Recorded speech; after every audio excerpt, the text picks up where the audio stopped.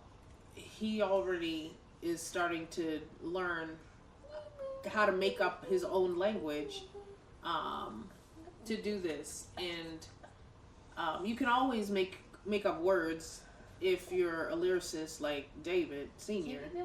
But if you're not, like me, then you want to create your own language. So she says, think of the alphabet and try to use each letter in the alphabet when you're creating this unknown language. And it's kind of like, how jazz has its own boxed in language, you shoobity boppity whatever. Scat. But everybody, right? But they keep to that one language. It's almost like the jazz language. Well, with the improv with the improv for the circle singing, you go beyond that, and which is it's kind of hard because you really have to think, what do I want to say? Do I want to sound stupid? But you don't sound stupid ever because you're making music. True that. Unless you do something like this. Oh, we had some people making bird sounds and stuff like that. Yeah. Oh, sorry. Go ahead. It was wonderful. So I think it would be cool for you in the comment section to tell us if you've ever tried circle singing, improv circle singing, and tell us about your experience. Did you like it? Was it scary? For me, it was a little scary because I'm used to, playing and singing for myself and I can control everything. But with that, it was just vulnerable and I was doing crazy things that I don't normally do when I sing. So tell us about your experiences and feel free to subscribe if you enjoy the things that we're sharing with you. Please feel free to subscribe. Is there anything I forgot to say? Yes. What? Download My Singing Monsters on your tablets or phones. It's really a fun game. And they have the second app. Okay. Okay, but we want them to subscribe to the Griffiths. Yes. Subscribe. Yeah. Send the video to friends. That's it. Okay. Thank you so Maya much. said it's her turn. Oh, yes, Come go on, ahead. Maya. Oh, say something, Maya. Come.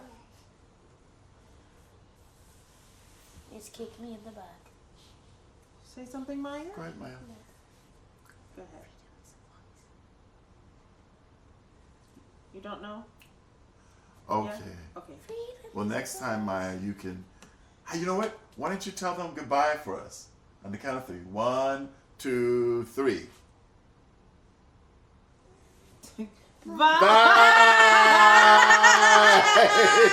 Bye.